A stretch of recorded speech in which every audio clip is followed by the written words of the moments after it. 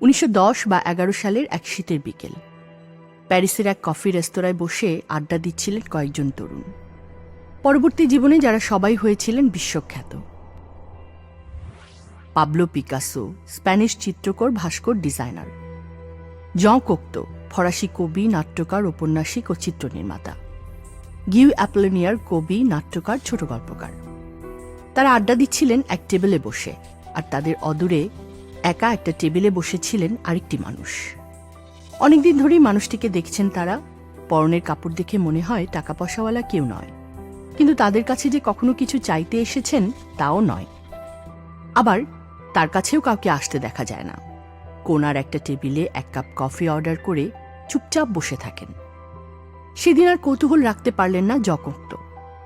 নিজেই এগিয়ে গিয়ে কথা বললেন, মশাইয়ের কি করা হয়? গভীর চিন্তামগ্ন অবস্থা থেকে যেন উঠে আসতে হলো, এমনভাবে মুখ তুলে তাকালেন মানুষটি। জি, আমাকে বলছেন? হ্যাঁ, আপনাকেই বলছি। কি করা হয়? লেখেন, আঁকেন, গান, নাকি অন্য কিছু করেন? মানুষটি মৃদু হেসে বললেন, না, আমি লিখি না, আঁকি না, গাইও না। তাহলে তাহলে কি করেন? মানুষটি থেমে থেমে বললেন, আমি ভাবি। আপনারা উচ্চস্বরে নানা আলাপ করেন, আমি বসে বসে সেসব শুনি আর ভাবি। এবার কোক্তোর অবাক হবার পালা। ভাবেন মানে? কি ভাবেন? ভেবে কি হবে? মানুষটি বললেন, এক অত্যাচারী শাসকের কবলে আমার দেশ জর্জরিত। দেশকে, দেশের মানুষকে এই নিষ্পেষণ থেকে মুক্তির কথা ভাবি আমি। শুনে কোক্তোর ঠোঁটের কোণায় হাসি ফুটে উঠল। ভাবলেন, মাথায় গন্ডগোল আছে। থাকবে, ছেড়ে দিই, কারো তো কোনো ক্ষতি করছে না। কেটে গেল আরো 5-6 বছর। একদিন জন কোক্তো হন্তদন্ত হয়ে এলেন পাবলো পিকাসোর কাছে। পিকাসো, জানো কি হয়েছে? ওই যে রেস্তোরাঁয় যে লোকটাকে আমরা বসে থাকতে দেখতাম একা একা, যে নাকি শুধু ভাবত, সে তো সত্যি সত্যি রাশিয়ায় বিপ্লব করে ফেলেছে। জারের পতন ঘটিয়ে নতুন দেশ গঠন করেছে। নাম হয়েছে সোভিয়েত ইউনিয়ন। আর লোকটি এখন সেই দেশেরই প্রধান। এই লোকটি হলেন ভ্লাদিমির ইলিচ উলিয়ানভ ওরফে লেনিন। পৃথিবীতে খুব কম মানুষকেই পাওয়া যাবে যারা তার নাম শোনেনি। দিনের পর দিন ভাবনা এবং তারপর সঠিক সময়ে সঠিক পদক্ষেপ তাকে এ অবস্থানে এনেছে। এক জাপানিজ সেনানায়ক।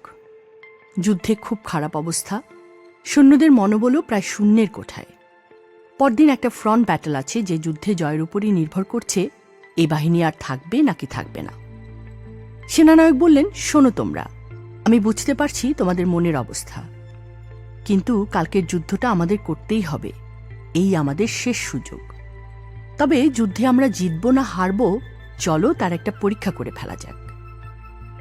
এই মুদ্রাটার এক পিঠে হেড এবং আরেক পিঠে আছে টেইল। টসে যদি হেড আসে তাহলে আমরা জিতব, আর যদি টেইল আসে তাহলে আমরা হেরে যাব। সেক্ষেত্রে তোমরা চাইলে যুদ্ধক্ষেত্র ছেড়ে চলেও যেতে পারো। সৈন্যরা রাজি হলো।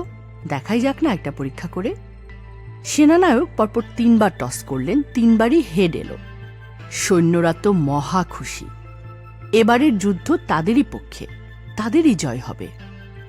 বিপুল বিক্রমে তারা যুদ্ধ করল, জিতল। সেনাপতিকে ঘাড়ে করে পুরো যুদ্ধ মাঠ প্রদক্ষিণ করল সৈন্যরা। আনন্দ উৎসবের মাঝে সেনাপতি এক ফাঁকে এসে ঢুকলেন তার তাঁবুতে। বিছানার নিচ থেকে কয়েনটাকে বের করলেন। উল্টে পাল্টে দুপিঠ দেখলেন, দুপিঠই হেড। মুদ্রার টেইল অংশটাতেও তিনি বসিয়ে দিয়েছিলেন হেড। ফলে যেভাবেই টস করা হোক না কেন, হেড আসবেই, এবং তাই এসেছে। আর তা দেখেই সৈন্যরা নতুনভাবে মনোবলে পুনরুজ্জীবিত হয়েছে। ফলে বাস্তব বিজয়ও তারা পেয়েছে। তাহলে ঘটনাটা কি? ঘটনাটা কি হেড না টেইল, নাকি ঘটনাটা ভাবতে পারা? বাস্তব অবস্থা তো কিছু বদলায়নি।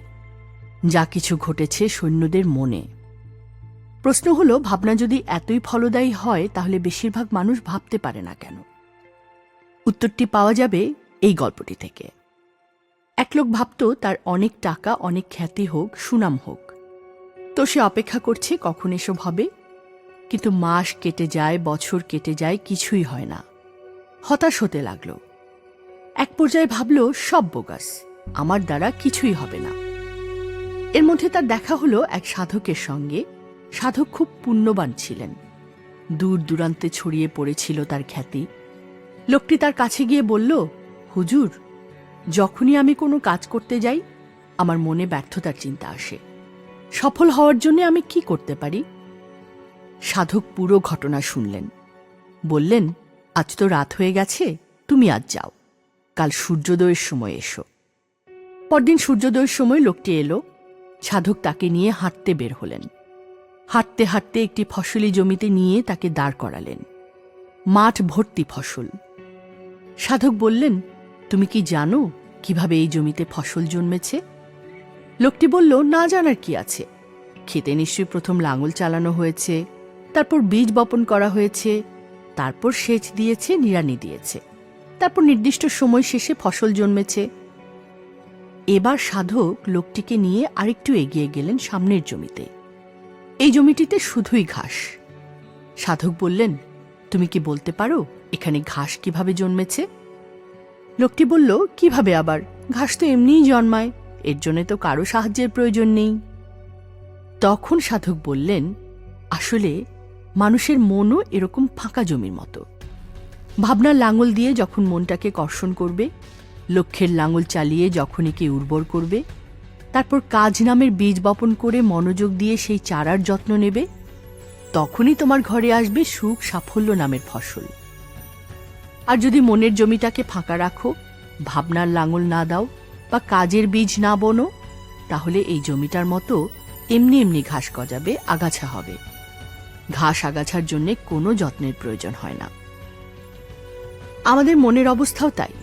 নেতিবাচক চিন্তা, ব্যর্থতার চিন্তা, আলস্যের সময় পার করার জন্যে আমাদের কোনো চেষ্টা করতে হয় না। আপনি যদি সচেতনভাবে লক্ষ্য ঠিক না করেন, লক্ষ্যের প্রতি আবেগ অনুভব না করেন এবং সেই অনুযায়ী কাজ না করেন, এই আগাছার মতোই মনের মধ্যে এগুলো জন্মাবে। তাই প্রয়োজন জীবনের একটা লক্ষ্য, বৈষয়িকভাবে বলুন আর পারলৌকিকভাবে। যিনি বা যারাই সফল হয়েছেন তারা প্রত্যেকেই সচেতন বা অবচেতনভাবে ছিলেন এই লক্ষ্যাভিসারী।